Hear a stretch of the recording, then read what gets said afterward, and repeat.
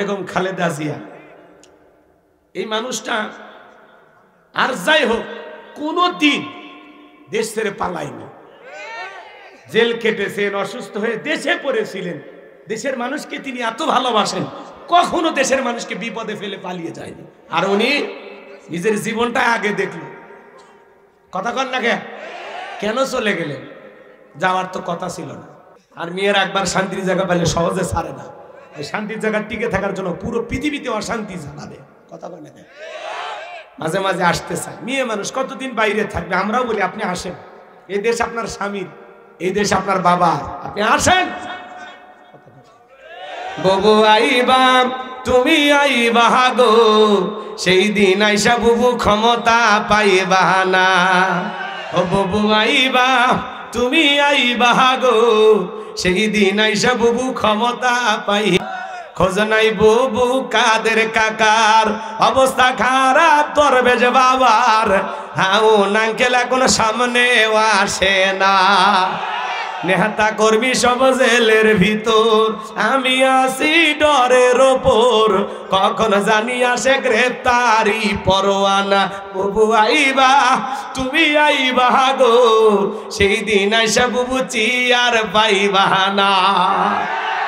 ক্ষমতার চেয়ার থেকে নামা সহজ, কিন্তু এই চেয়ারে ওটা খুব কঠিন।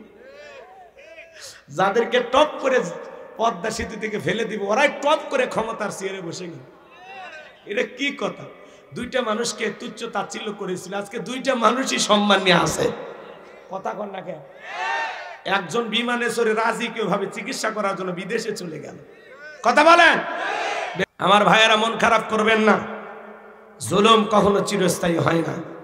আমাদের ভূখণ্ডের দিকে তাকায় দেখেন, এই দেশের যারা নিরীহ সোনার মানুষদেরকে ফাঁসির দড়িতে ঝুলিয়েছিল, আলেমদেরকে মিথ্যা মামলা হামলা দিয়ে ফাঁসিয়ে দিয়েছিল, বিভিন্ন ভাবে অপবাদ দিয়ে আলেমদেরকে এই জমিন থেকে বিদায় করে দিয়েছিল, যারা হাজার হাজার মাদ্রাসার এতিম ছাত্রদেরকে হত্যা করেছিল, শাপলা চত্বরে রক্তের বন্যায় ভাসিয়ে দিয়েছিল, যাদের হাতে মুসলমানের রক্ত লেগেছিল, আজকে তারা পরাজিত, ক্ষমতার চেয়ার হারিয়ে পাগল হয়ে গেছে। কথা বলেন ঠিক কিনা?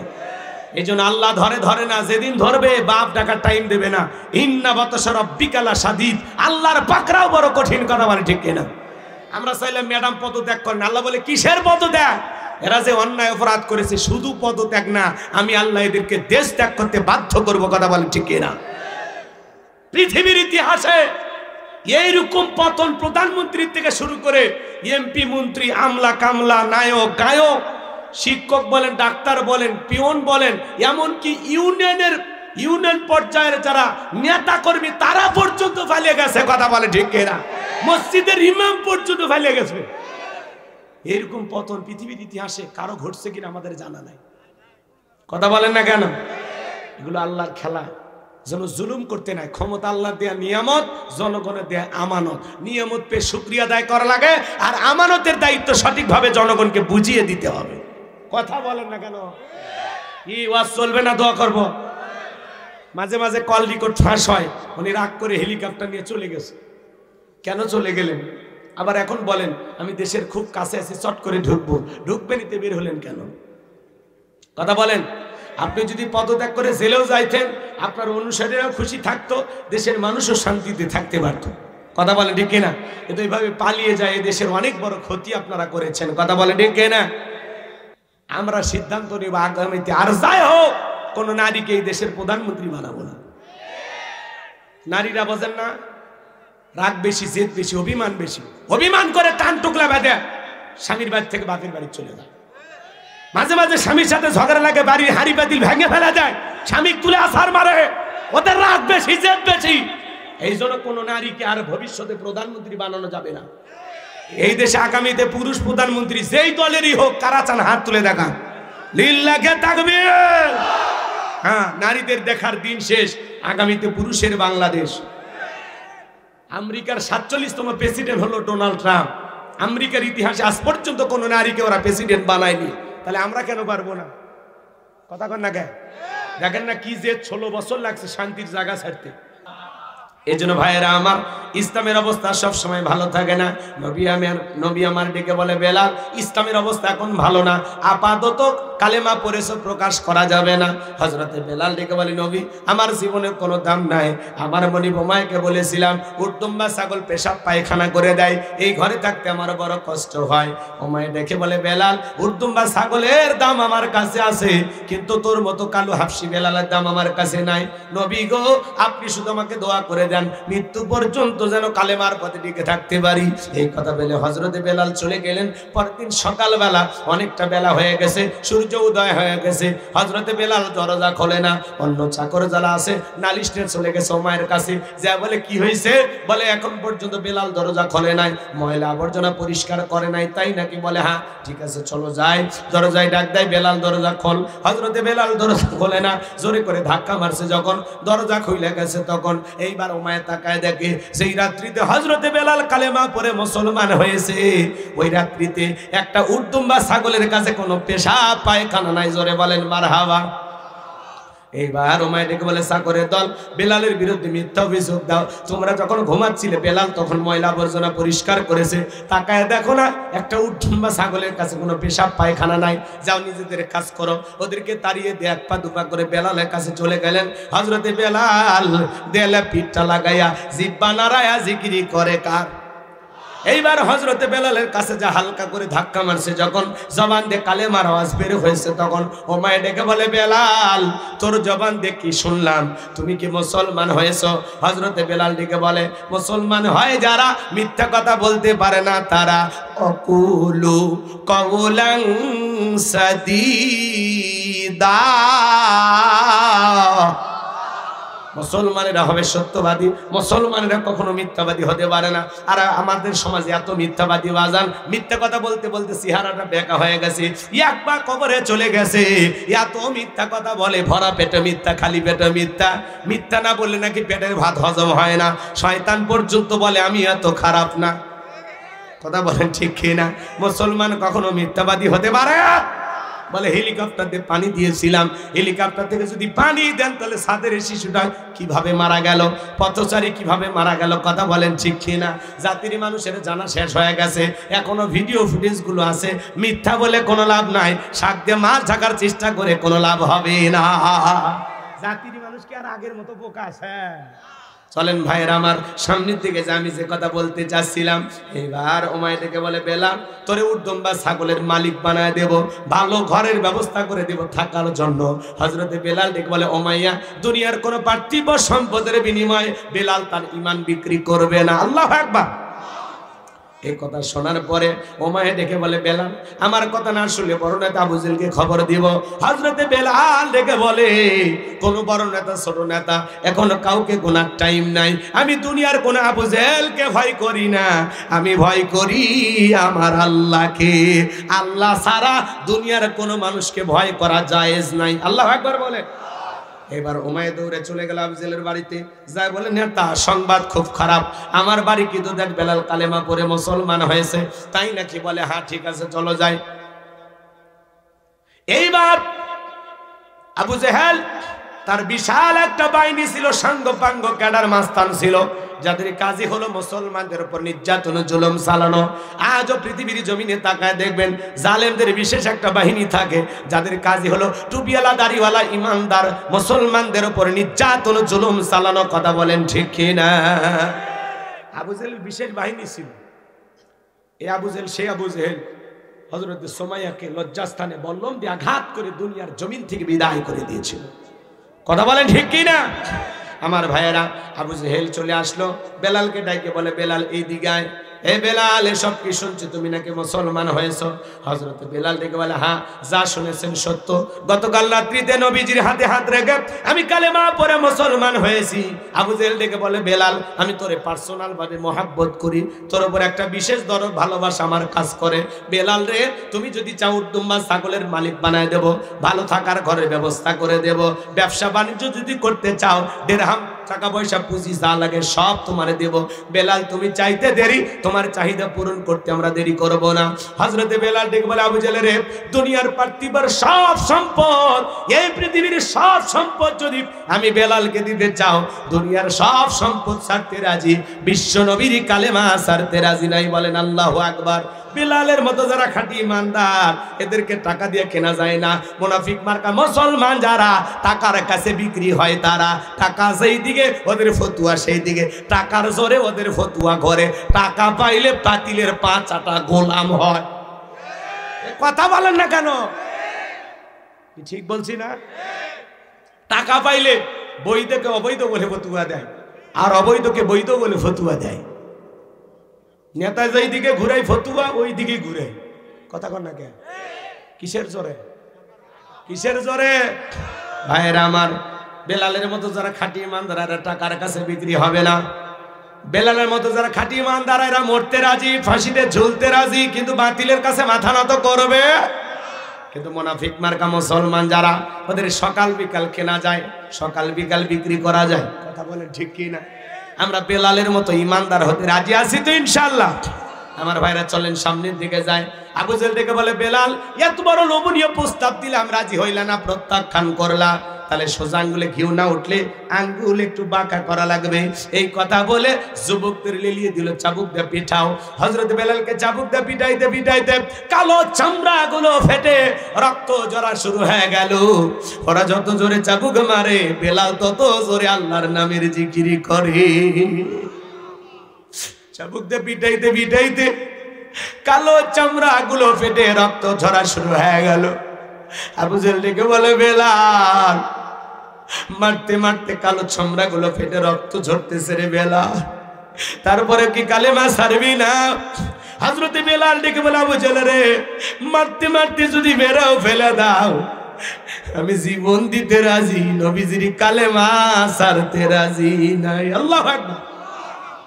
এবার আবু জেহেল অর্ডার দিল, এই যুবকের দল, বেলালের পায়ে রশি দিয়া বাঁধো, উটের পায়ের সাথে বেঁধে নাও। হযরতে বেলালের পায়ে রশি লাগায়া উটের পায়ের সাথে বেঁধে আরবের উত্তপ্ত মরুভূমির গরম বালি, বালিগুলো এত গরম, চাল দিলে মুড়ি হয়ে যাবে।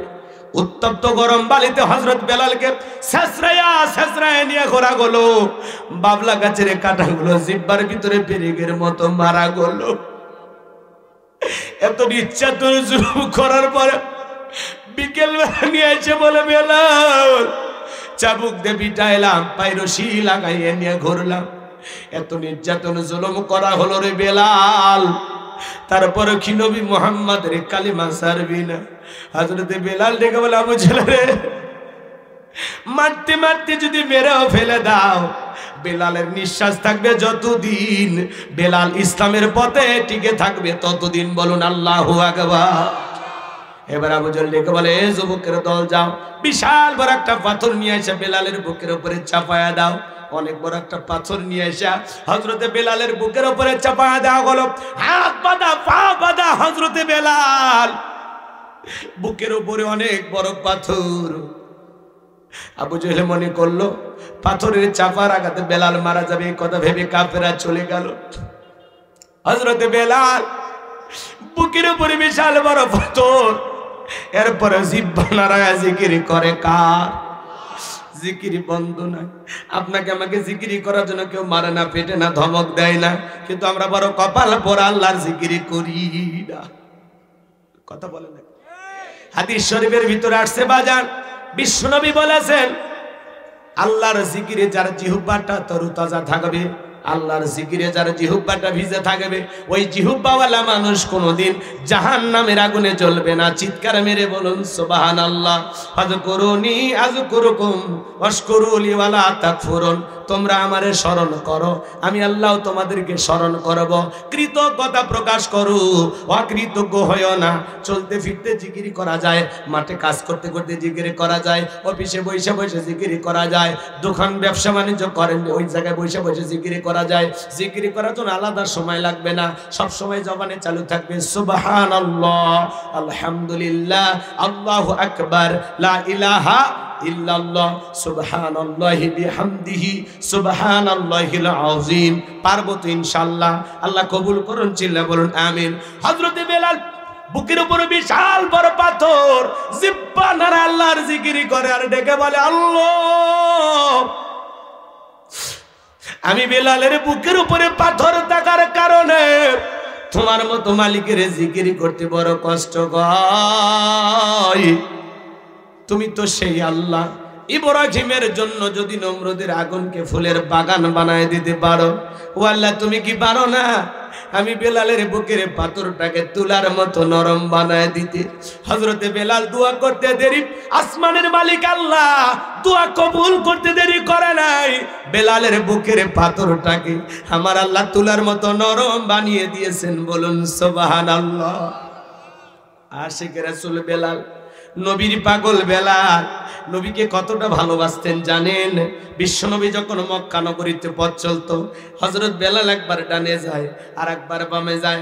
আমার নবী দেখে বলে বেলাল বুঝি না, একবার ডানে যাও একবার বামে যাও, কারণটা কি? হযরত বেলাল ডেকে বলে নবী ওই কাফেররা হলো আপনার শত্রু, আপনি কালেমার দাওয়াত দেন, কোরআনের প্রচার প্রসার করেন, ওই কাফেররা আপনাকে সহ্য করতে পারে না। ওরা যদি ডান থেকে তীর নিক্ষেপ করে গো নবী, ওই তীরটা যেন সর্বপ্রথম আমি বেলালের বুকের ভিতরে ঢোকে, আবার বাম দিকে যায়। মনে মনে ভাবি গো নবী, ওরা যদি বাম থেকে তীর নিক্ষেপ করে, ওই তীরটা যেন সর্বপ্রথম আমি বেলালের বুকের ভিতরে ঢোকে। আমি বেলাল মারা গেলে ইসলামের ক্ষতি হবে না, আপনি নবী মারা গেলে ইসলামের মাথা উঁচু করে সামনের দিকে দাঁড়াতে পারবে না। বলুন আল্লাহু আকবার। কতটা ভালোবাসতেন বাজান, বলতে গেলে অনেকটা সময় লাগবে, কয়টা কথা বলবো। হযরতে বেলাল নবীকে কতটা মহব্বত করতেন, ভালোবাসতেন জানেন? বিশ্ব নবী যেদিন ইন্তিকাল করেছিলেন, হযরতে বেলাল ছোট্ট বাচ্চার মতো ফুফিয়ে ফুফিয়ে কান্না করে, দু চোখ বেয়ে পানি ঝরে, আর ডেকে বলে আমি জীবনে কোনোদিন আজান দেব না। আমি আজান দেওয়ার পরে বিশ্ব নবী ইমামতির মুসল্লায় দাঁড়াবে না, আমি বেলাল আর কোনোদিন আজান দেব না। সাহাবায়ে কেরাম ডেকে বলে বেলাল সবর করো, ধৈর্য ধারণ করো, এভাবে ভেঙে পড়ো না। হযরত বেলাল কারো কথা শোনে না, মনকে বুঝ মানাইতে পারে না। হযরত বেলাল কাঁদে আর বলে আমি মদিনায় থাকতে পারবো না, মদিনার অলিতে গলিতে নবীর সাথে আমার হাজারো স্মৃতি, আমি বেলাল মদিনায় থাকতে পারবো না। বিশ্বনবী সোমবার দিন ইন্তিকাল করেছিলেন, বুধবার দিনে তামাম পৃথিবীর উম্মতকে কাঁদিয়ে নবীজির দাফন সম্পন্ন করা হয়েছিল। আজও মদিনার সবুজ গম্বুজের নিচে আপনার আমার নবী শায়িত। 6 মাস যখন হয়ে গেল, হযরত বেলাল মদিনা থেকে চলে গেছেন। 6 মাস অতিবাহিত হয়ে যাওয়ার পরে নবীজি ঘুমের ঘরে স্বপ্নে ডাইকে বলেন বেলাল। কত মানুষ দূর দূরান্ত থেকে আইসা আমি নবীর কবরের পাশে দাঁড়ায় সালাম দেয়, এ বেলাল আয় একবার মদিনায় আইসা আমি নবীর কবরের পাশে দাঁড়ায় সালাম দিয়ে যা। এ বেলাল আয় মদিনায় আয়। নবীজিকে ঘুমের ঘরে স্বপ্নে দেখার পরে বেলাল আর দেরি করলেন না, পরদিন পাগলের মতো ছুটে আসলেন মদিনায়। সাহাবায়ে কেরাম বেলালকে দেখে ডেকে বলে বেলাল দাও না একবার আজান দাও, কতদিন হয়ে গেল তোমার কণ্ঠে আজান শুনতে পাই না। হযরতে বেলাল ডেকে বলে না আমি আজান দেওয়ার পরে বিশ্ব নবী ইমামতির মুসল্লায় দাঁড়াবে না, আমি বেলাল আর কোনোদিন আজান দেব না। সাহাবায়ে কেরাম বলে দলে দলে চতুর্দিক দিয়ে মানুষজন আসা শুরু করলো। ছোট বাচ্চারা পর্যন্ত বেলালকে দেখার জন্য ভিড় জমায়া দিল। হাজার হাজার মানুষ চতুর্দিক দিয়ে ছুটে আসতে লাগলো। নবীর নাতি হাসান আর হোসাইন দুইটা ভাই যখন বেলালের কাছে চলে গেল, হযরতে হোসাইন হাতটা ধরে ডেকে বলে নানু ভাই, নানাও চলে গেছে, তুমি আমাদেরকে ছেড়ে চলে গেছো। ও নানু ভাই কতদিন হয়ে গেল তোমার কণ্ঠে আমরা আজান শুনতে পাই না, দাও না নানু ভাই একবার আজান দাও। হযরতে বেলাল হোসাইনের চেহারার দিকে তাকায় দেখে, মনে হয় মদিনাওয়ালার চেহারাটা ভাইসে উঠেছে। হযরত বেলাল তো খুব কাছে থেকে দেখেছেন হাসান আর হুসাইনকে নবী কেমন মহব্বত করতেন, কতটা ভালোবাসতেন। হুসাইন যখন হাতটা ধরে নানু ভাই বলে ডাক দেয়, ও নানু ভাই দাও না একবার আজান দাও, আমি তোমার কণ্ঠে একটু আজান শুনতে চাই। হুসাইন যখন হাত ধরে নানা নানা বলে ডাক দেয়, বেলাল হোসাইনের অনুরোধ ফিরাইতে পারলেন না। 6 মাস পরে আয়েশা বেলাল আবারও মদিনায় আজান দিলেন। বলুন আল্লাহু আকবার। এখানে আরো লম্বা ঘটনা আছে, আমি ওই দিকে যাব না বাজান গো আমার। বেলালের ওপর নির্যাতন জুলুমের কথা যখন বিশ্ব নবীর কান পর্যন্ত পৌঁছে গেল, আমার নবী ডেকে বলা, ওয়াক্কুর, বেলালের কষ্টের কথা সহ্য হয় না, তুমি আমার বেলালের জন্য একটা কিছু করো। হযরত আবু বকর সিদ্দিক রাদিয়াল্লাহু তাআলা আনহু কয় কম দাম বেচে দিয়া গোলামীর জীবন থেকে হযরত বেলালকে আজাদ করলেন, মুক্ত করলেন। বলুন আল্লাহু আকবার। এই যখন ইসলামের অবস্থা, একদিকে সন্তান হারানোর ব্যথা, সাহাবায়ে কিরামদের উপর নির্যাতন জুলুম, আপন মানুষদের সমালোচনা, এই জন্য নবীজির মনটা ভীষণ খারাপ, মুখটা বলেন চোখের কোণা দিয়ে অশ্রু ঝরতেছে। নবীর যখন মন খারাপ, নবীকে সান্ত্বনা দেওয়ার দায়িত্ব কার? একটু চিল্লায় বলেন কি, আর একটু জোরে বলেন না। আমার ভাইয়েরা, আমার আল্লাহ ডেকে বলে, জিবরাইল, আমার বন্ধুর মা নাই বাবা নাই, জন্মের আগে আমার বন্ধু তার বাবাকে হারিয়েছে, শিশুকালে মাকে হারিয়েছে। এ জিবরাইল, আমার বন্ধুর মনটা হয়েছে ভারী, আমি আল্লাহ সইতে নাহি পারি। লাহু মাহফুজ থেকে সূরা কাউসার নিয়ে যায় আমার বন্ধুর ওপরে নাজিল কর তাড়াতাড়ি। বলুন আল্লাহু আকবার। নবী আমার ডেকে বলেন, আনাস, আমার মনটা কেন খারাপ তোমরা জানো কি? তোমার মুস্কি হাসি দেওয়ার কারণ হলো এই মাত্র আসমান থেকে জিবরাইল এসে আমার উপরে সূরা কাউসার নাজিল করলো। বিশ্ব নবী তখন হাসতে হাসতে সাহাবায়ে কিরামদের সামনে তেলাওয়াত করে শুনিয়ে দিলেন। জবান ছেড়ে সবাই বলুন, ইন্না আ'তাইনাকাল কাউসার ফাসাল্লি লিরাব্বিকা ওয়ানহার ইন্না শানিয়াকা হুয়াল আবতার। আল্লাহু আকবার। কোরআন শুনতে খারাপ লাগে? কোরআন এমন একটা কিতাব, আল্লাহর পাঠানো এমন একটি গ্রন্থ, জোরে বললে মজা লাগে, টেনে বললে মজা লাগে, মাঝামাঝি সুরে বললে মজা লাগে। ছোটবেলায় বাবার হাত ধরে আমরা মসজিদে গিয়েছিলাম, ইমাম সাহেবের কণ্ঠে সূরা ফাতিহা শুনেছিলাম। আজকে আপনার বয়স 50-60 বছর হয়ে গেছে। যারা 5 ওয়াক্ত সালাত নিয়মিত আদায় করে, কমপক্ষে দিনের মধ্যে 40 বার সূরা ফাতিহা পাঠ করতে হয়। তাহলে 50-60 বছরে কতবার পাঠ করেছে চিন্তা করেন। এতবার পড়ার পরে কোনো মানুষ কি বিরক্ত হয়ে বলেছে, না 50 বছর সূরা ফাতিহা দিয়ে পড়ছি, কাল থেকে সূরা ইখলাস দিয়ে শুরু করব? কেউ বলেছে? ভাই একটু কথা বলেন না ভাই। কোন ইমাম সাহেব কি বলেছে যে 25 বছর সূরা ইখলাস সূরা ফাতিহা দিয়ে শুরু করেছি, আগামীকাল মাগরিব থেকে সূরা ইখলাস দিয়ে শুরু করব? হুজুর যদি ডাইরেক্ট সূরা ফাতিহা বাদ দিয়ে ইখলাস দিয়ে শুরু করে, কুল হুয়াল্লাহু আহাদ, আপনারা পিছন থেকে কি বলবেন? আল্লাহু আকবার। হুজুর আগে সূরা ফাতিহা পড়েন, এরপরে অন্য সূরা ধরেন। আর যে হুজুর সূরা ফাতিহা ছাড়া নামাজ পড়াইতে চায়, বিনা বেতনে চাকরি করলেও ওই ইমামের পিছনে নামাজ পড়ব না, কারণ সূরা ফাতিহা ছাড়া নামাজ হবে? কথা বলেন হবে? এদিক খেয়াল করেন। কোরআনের ভিতরে আল্লাহ আকর্ষণ দিয়েছে, এই জন্য তো আলেমদের ওয়াজে লক্ষ লক্ষ মানুষ যায়, গণজোয়ার সৃষ্টি হয়েছে। ডক্টর মিজানুর রহমান আজারি ভাই, আল্লাহু আকবার বলেন, যার কণ্ঠে কোরআনের তাফসীর শোনার জন্য লক্ষ লক্ষ তরুণ যুবকেরা ছুটে যায়। এই যে প্রোগ্রাম হয়ে গেল সিলেটে, সেখানে কিছু লোক মোবাইল হারিয়েছে, থানায় জিডি করেছে, 10 জনকে আটক করেছে। এই যে বিষয়গুলো সোশ্যাল মিডিয়াতে সেইভাবে ছড়ানো হচ্ছে।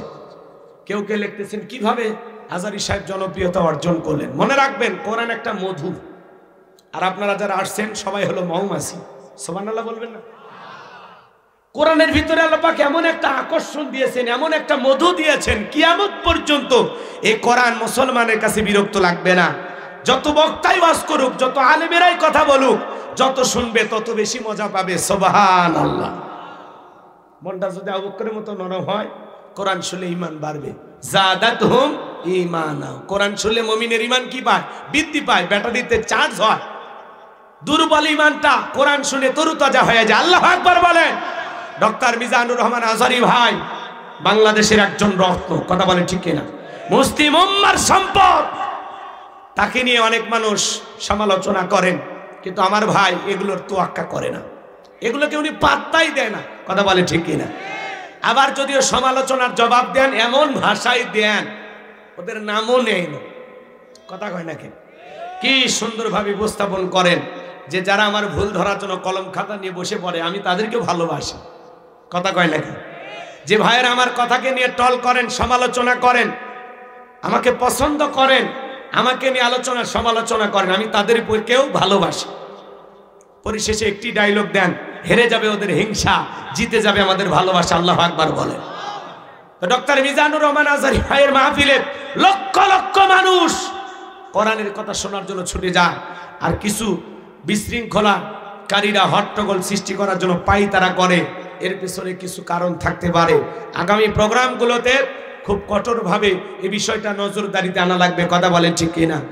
আর আমরা বিনয়ের সহিত সে সমস্ত শ্রোতাদেরকে বলবো, যারা মিজানুর রহমান আজহারী ভাইয়ের মাহফিলে যান, দয়া করে কোরআন শোনার নিয়তে যাবেন, কোনো হট্টগোল সৃষ্টি করবেন না, চিল্লাপাল্লা করবেন না।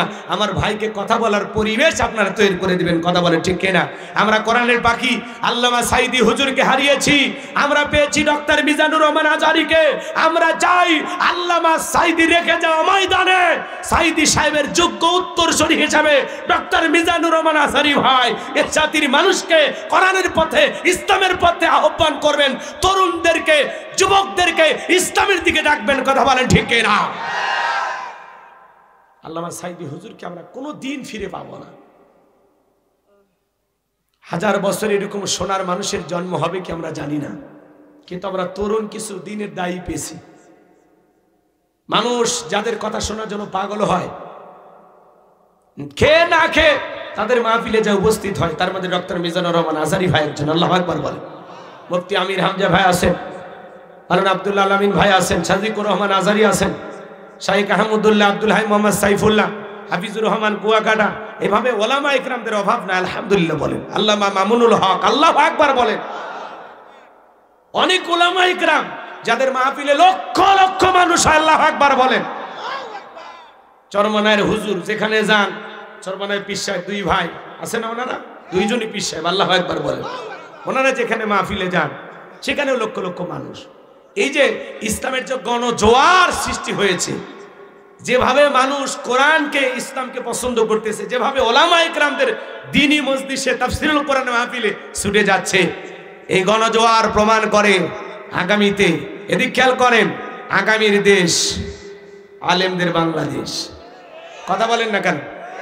ইসলামের যে গণজোয়ার সৃষ্টি হয়েছে, বিশ্বাস করি আগামীতে এই জমিনে ইসলাম প্রতিষ্ঠিত হবে, কথা বলেন ঠিক কিনা? আগামীর সূর্য ইসলামের সূর্য, আগামীর দিন মুসলমানের দিন, কথা বলেন ঠিক কিনা? আল্লাহর এই জমিনে আল্লাহর দিন প্রতিষ্ঠিত হোক। কারা কারা চান হাত তুলে দেখা? লিল্লাহি তাকবীর। মনে রাখবেন, মন্তব্য করে গন্তব্য ঠেকানো যায় না।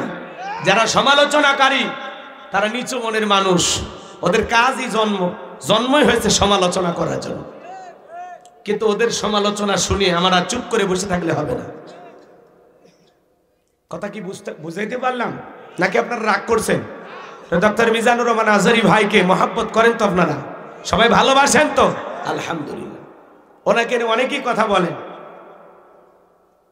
আমাদের সমাজের অনেক তরুণ রাজনীতিবিদ আছেন, তারা কিভাবে একজন আলেমকে সম্বোধন করে কথা বলতে হবে সেটা ওনারা বলে দিয়েছে।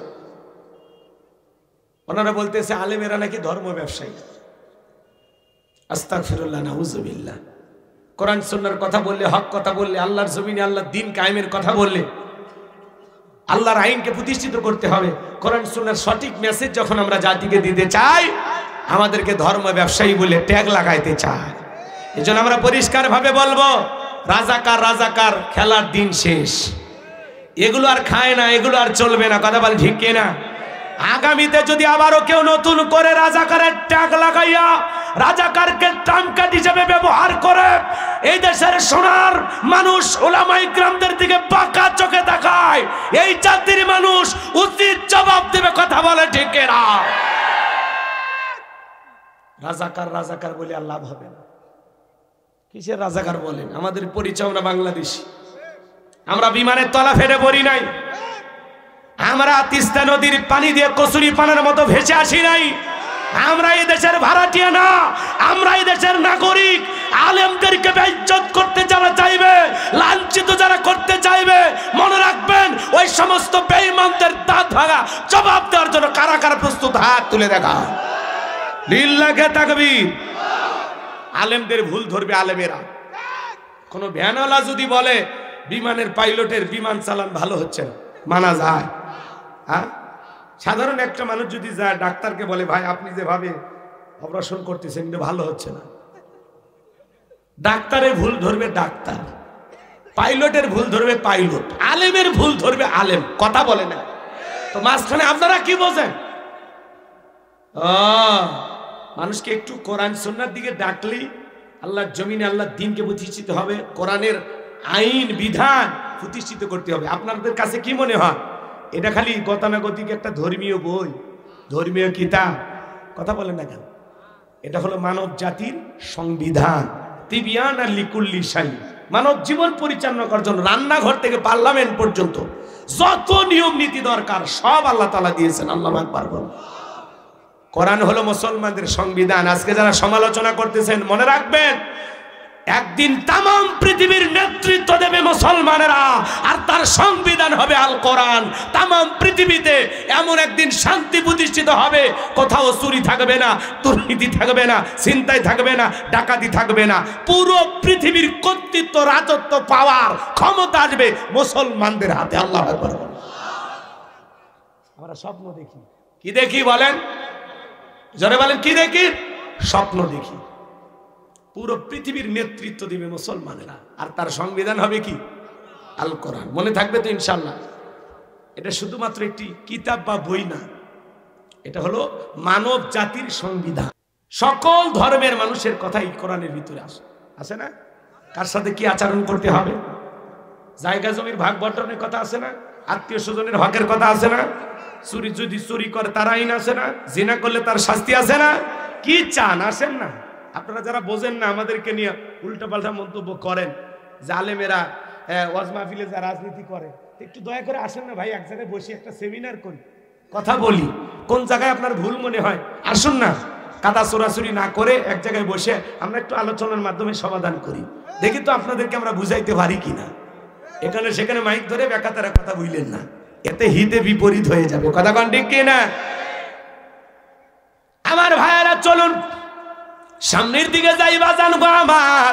এই জন্য কোরআনের ভিতরে আল্লাহ পাক এমন একটা আকর্ষণ দিয়েছেন বাজান, একটা গান দুইবার তিনবার শুনে মানুষ বিরক্ত হয়ে বলে এই ক্যাসেট বন্ধ কর, ওই গান আর বাজাস না, মাথা কিন্তু গরম হয়ে যাচ্ছে। কথা বলেন ঠিক কিনা? কিন্তু কোরআনের ভিতরে আল্লাহ তাআলা এমন একটা মতি, এমন একটা আকর্ষণ দিয়েছেন, কিয়ামত পর্যন্ত মুসলমানের কাছে কোরআন কখনো বিরক্ত লাগবে না, খারাপ লাগবে না। চিৎকারে মেরে বলুন আল্লাহু আকবার। যার কণ্ঠ যত ভালো, তার কণ্ঠ দিয়া কোরআন শুনতে তত বেশি মধুর লাগে। আল্লাহু আকবার। আল্লাহ রাব্বুল আলামিন বলেন, ইন্না আ'তাইনাকাল কাউসার। আল্লাহু আকবার। আমার আল্লাহ তাআলা ডেকে বলেন, অবশ্যই আমি আল্লাহ পাক আপনাকে হাউজে কাউসার দান করেছি। ইন্না আ'তাইনাকাল কাউসার, নিশ্চয়ই আমি আল্লাহ পাক আপনাকে হাউজে কাউসার দান করেছি। পৃথিবীর অন্য কোন পয়গম্বরকে আল্লাহ পাক হাউজে কাউসার দান করেন না। আপনারা আমার নবীকে আল্লাহ পাক হাউজে কাউসার দান করেছেন, হাউজে কাউসার গিফট করেছেন। এই হাউজে কাউসারের পানি মধুর চাইতে মিষ্টি, দুধের মতো সাদা, পানির চাইতে ক্লিয়ার। ওই কঠিন কিয়ামতের ময়দানে যেদিন বিচার দিবস কায়েম হয়ে যাবে, বিচার দিবসের একদিন হবে 50,000 বছরের সমান। ওই কঠিন কিয়ামতের ময়দানে যেদিন সূর্য সোহাগ মাথার উপরে চলে আসবে, যেদিন জমিন হবে তামার জমিন, পাহাড় পর্বত নদী নালা খাল বিল বিল্ডিং ইমারত কোনো কিছু থাকবে না। কুল্লু মান আলাইহা ফান, এই পৃথিবীর সবকিছু আল্লাহ তাআলা ধ্বংস করে দিবেন। ওই কঠিন কিয়ামতের ময়দানে বেঈমানদের জিহ্বা চলে আসবে নাভি পর্যন্ত কুকুরের মতো। ওই কঠিন কিয়ামতের ময়দানে যেদিন ভাই ভাইয়ের পরিচয় দেবে না, স্বামী স্ত্রীর পরিচয় দেবে না, পিতামাতা তাদের সন্তানের পরিচয় দেবে না, স্বামী স্ত্রীর পরিচয় দেবে না। ওই কঠিন কিয়ামতের ময়দানে আল্লাহর আরশের ছায়া ছাড়া আর কোনো ছায়া থাকবে না। আল্লাহর আরশের নিচে আল্লাহ তাআলা শাহসিরুনির মানুষকে ছায়া দান করবেন। এটা কিয়ামতের ময়দানে আল্লাহর তৈরি করা ভিআইপি গ্যালারি। জোরে বলেন মারহাবা। এখানে বসে তারা কিয়ামতের ফাইনাল খেলা উপভোগ করবেন। মানুষ কিয়ামতের ময়দানে একটি স্লোগান দিবে, পানি পানি পানি বলে তারা চিৎকার মারবে। নিজেকে নিয়ে মানুষ পেরেশানি থাকবে, দলে দলে মানুষ বিশ্ব নবীর দিকে রওনা করবেন হাউজে কাউসারের পানি পান করার জন্য। কিছু মানুষের সামনে আল্লাহ তাআলা পদ্মার আবরণ তৈরি করে দিবেন। আমার নবী তখন ডেকে বলবেন, আল্লাহ সংখ্যায় আমি আমার অনেক উম্মতকে দেখতে পাইলাম, কেন জানি সংখ্যাটা কমে গেল, ব্যাপারটা বুঝতে পারলাম না। আমার আল্লাহ তখন ডেকে বলে, বন্ধু ও বন্ধু, পাইকারি দরে সবাইকে তো আপনি হাউজে কাউসারের পানি পান করাইতে পারবেন না। দুনিয়ার জীবনে দুইটা অপরাধ করেছিল যারা, হাউজে কাউসারের পানি আজকে পাবে না তারা। কয়টা অপরাধ? একটু জোরে বলেন না, কয়টা অপরাধ? এই দুইটা অপরাধ আপনার আমার ভিতরেও থাকতে পারে কিনা? দুইটা অপরাধ কি কি জানার দরকার আছে? একটু অপেক্ষা করেন। বিশ্বনবীর কাছে মানুষ যাবেন হাউজে কাউসারের পানি পান করার জন্য। এদিকে খেয়াল করেন, হযরত আবু বকর পেয়ালাগুলো ভরায় দিবেন। শোনেন শোনেন, শুনছেন? শোনেন না, কে ভরায় দিবে? শুনছেন কথা? শোনেন, হযরত আবু বকর সিদ্দিক রাদিয়াল্লাহু তাআলা পেয়ালা ভরায় দিবেন। মাঝখানে দাঁড়িয়ে দেখবেন হযরত ওমর। হযরত ওমর, এদিকে খেয়াল করেন, বিশ্ব নবীর হাতে দিবেন। আর নবীজি তার আদরের উম্মতদেরকে খুঁজে খুঁজে হাউজে কাউসারের পানি পান করাবেন। রাসূলের হাতে এক পেয়ালা হাউজে কাউসারের পানি যদি কেউ পান করতে পারে, জান্নাতে ঢোকা পর্যন্ত তার তৃষ্ণা লাগবে না, তৃষ্ণা মিটে যাবে। বলুন সুবহানাল্লাহ। নবীজির হাতে কারা কারা হাউজে কাউসারের পানি পান করতে চান? দুই হাত তুলে দেখান। আল্লাহ তাকায় দেখো মালিক, ও দয়ার আল্লাহ তাকায় দেখো, তোমার গোলামেরা রসুলের হাতে হাউজে কাউসারের পানি পান করতে চায়। আল্লাহ কিয়ামতের ময়দানে আমাদের সবাইকে নবীজির হাতে হাউজে কাউসারের পানি পান করা তৌফিক দান করুন। জোরে বলুন আমিন। আরেকটু চিল্লায় বলেন আমিন। আরো একবার জোরে বলেন আমিন। হাত নামা। এই যে হাউজে কাউসারের পানি চাইলেন আর পাইলেন, অতি সহজ। নবীজি পিয়ালা নিয়ে দাঁড়িয়ে থাকবে, নবীকে দেখা হবে, আর নবীর হাতে প্রথম আপ্যায়ন হবে। সুবহানাল্লাহ সুবহানাল্লাহ। কিন্তু পানি চাইলেই তো পাওয়া যাবে না। আমি আপনাদের এলাকায় আসলাম, একটা ছেলের হাতে কিছু চকলেট দিলাম, দিয়ে বললাম, বাবা আমার জন্য এক বাদা পানি এনো তো, আমি একটু ওযু বানাবো। ওই ছেলেটা চকলেট পাই মারছে দৌড়, মাঝখানে আসার খাই পড়ে গেছে, হাঁটু ছিলে গেছে, রক্ত বের হয়েছে। চকলেট থাকার কারণে উঠে দাঁড়াইয়া বদনা ভরিয়া পানি নিয়ে আমার সামনে হাজির। আমি তখন বললাম, বাবা এই পানি টানতে গিয়ে তোমার কষ্ট হয়েছে, মাঝপথে আসার খাই পড়ে গেছো, হাঁটুটা ছিলে গেছে, রক্ত বের হয়েছে। ওই চকলেটের খুশির কারণে বলতেছে, আমি এরকম কত পড়ে যায়, আমার কিছুই হয় না। কথা কয় না, কথা কয় না। তো কঠিন কিয়ামতের ময়দানে নবীজির হাতে এক ফেলা হাউজে কাউসারের পানি যদি কিসমতে তকদিরে ভাগ্যে আল্লাহ জুটিয়ে দেয়, যদি খাওয়া পান করার সৌভাগ্যবান হতে পারি, নবীর হাতে হাউজে কাউসারের পানি, আল্লাহ তাআলার আরশের নিচে ছায়া, দুইটা যদি আপনার আবার ভাগ্যে জুটে যায়, কিয়ামতের কঠিন দিন আপনার কাছে কঠিন মনে হবে না, আল্লাহ তাআলা সহজ করে দিবেন। বলুন সুবহানাল্লাহ। কিন্তু পানি চাইলেই তো পাওয়া যাবে না, কাজ করতে হবে। ঠান্ডা পানিতে ওযু বানায় নামাজ আদায় করতে হবে। হঠাৎ করে কেউ নামাজ ধরছে, পুরাতন মুসল্লি যারা নিয়মিত নামাজ পড়ে, ওরা আবার নতুন মুসল্লি দেখে ঠাট্টা বিদ্রুপ করে বলে, হ্যাঁ আজকে সূর্য কোন দিকে উঠছে, উত্তর পাড়ার বাসার দিকে মসজিদে নামাজ পড়বি না, আবার 2 দিন পর ছেড়ে দিবি। ভাই বলে কি না? আপনাদের এলাকায় বলে কি না? হ্যাঁ মুরব্বি মুরব্বি চাচা, দাওয়াত দিয়ে তো 5 জনকে মসজিদে আনতে পারেন না। হঠাৎ করে কেউ আসছে, ও 2 ওয়াক্ত পড়বে না, 2 দিন পড়বে, ওটা একটা ব্যক্তিগত ব্যাপার। আপনি কেন তারে খোসা দিয়ে কষ্ট দিচ্ছেন? কেন কাঠি মারতেছেন? কথা কন। কাঠি মারা বোঝো না? খোসা মারা বোঝো না? কি সবই বোঝো? ব্যাগটা আছে, এরা তো সেই পণ্ডিত। রাগ করতেছেন আপনারা?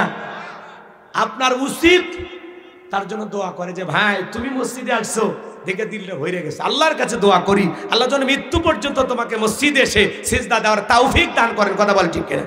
আপনি দোয়া করবেন, কেন সমালোচনা করবেন? ভালো হয়ে যায়। আপনার এই আঘাতে ওই লোকটা যদি আর মসজিদে না আসে, আল্লাহর কাছে কি জবাব দিবেন? মানুষকে হিংসা দিয়া নয়, ঘৃণা দিয়া নয়, ঠাট্টা বিদ্রুপ করে নয়, ভালোবেসে বুকে টানতে হবে, দরদ নিয়ে কথা বলতে হবে। কথা বলেন।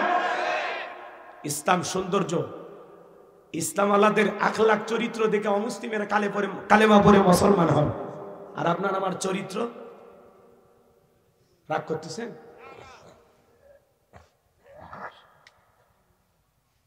আমার ভাইয়েরা, দিল দিয়ে কথাগুলো বোঝার চেষ্টা করবেন, কষ্ট মনের মধ্যে নেবেন না।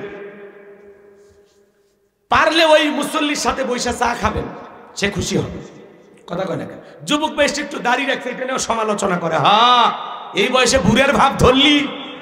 কথা কয় না? যুবক বয়সে দাড়ি রেখে বউ নিয়ে ঘুরতে গেছে, কয় ভাবি আসসালামু আলাইকুম, সাথে চাচার খবর কি? বউ বাড়িতে এসে রাগ করে, তোমার সাথে বাহিরে যাওয়া জানে কে? কয় আমার ডাকে ভাবি আর তোমার ডাকে চাচা। যেই বউ নবীর সুন্নাত দাড়িকে মহব্বত করে না, ওই বউ আপনাকে 100% ভালোবাসা দিতে পারে না। কথা বলে ঠিক কিনা? আমরা দাড়ি রাখছি কেন?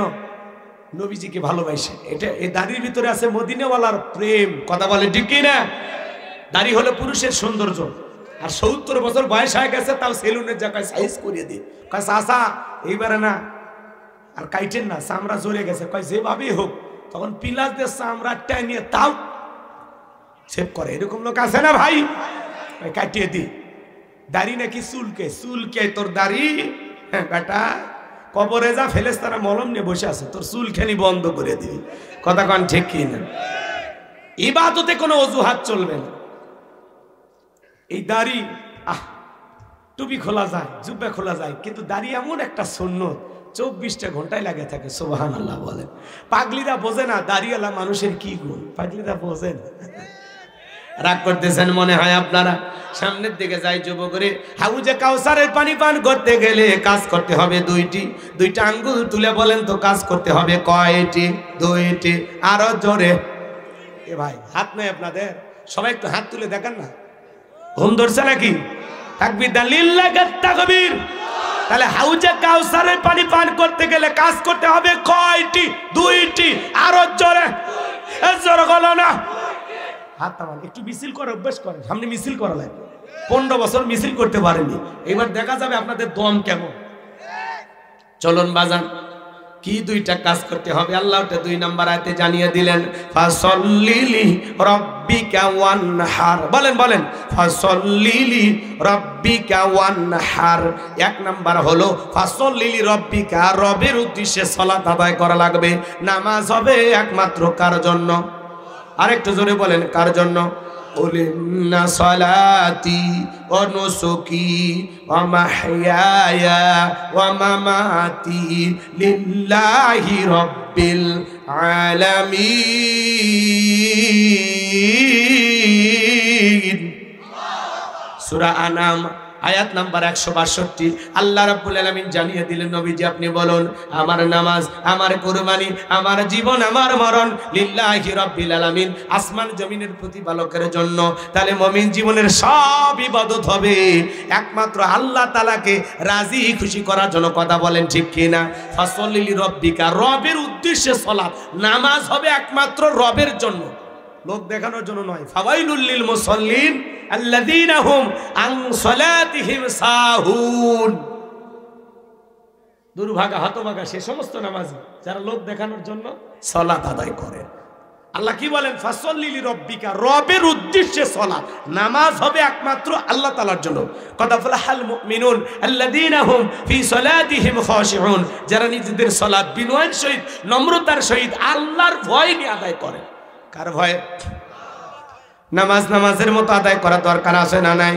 আল্লাহ রাব্বুল আলামিন বলেন, ফালইয়াবুদু রাব্ব হাযাল বাইত আল্লাযী আত'আমাহুম মিন জু' ওয়া আমানাহুম মিন খাউফ।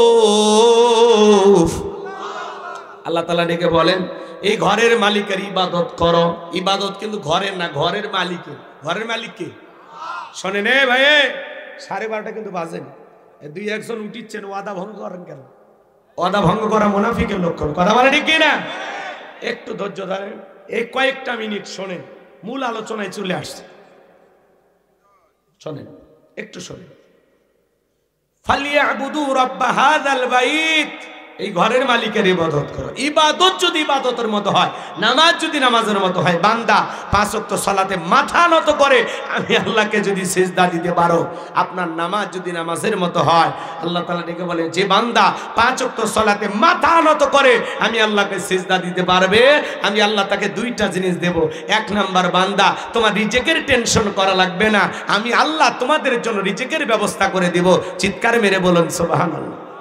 রিজেক দেওয়ার মালিক কে?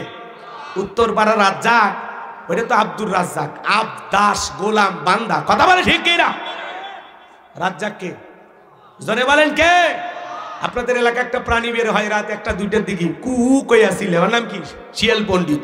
শিয়ালের নামে কি জয়পুর হাটে ভাতের হোটেল আছে, মুরগির হোটেল, ব্যাংকের অ্যাকাউন্টে টাকা আছে? ওরে খাওয়ায় কে গো? এ ভাই একটু বলেন না, কে খাওয়ায়? হ্যাঁ যুবক, পাখি খালি পেটে সকালবেলা নিট থেকে বের হয়ে যায়, সন্ধ্যাবেলায় ওই পাখির পেটটা ভরে বাসায় ফেরত আসার ব্যবস্থা করে কে?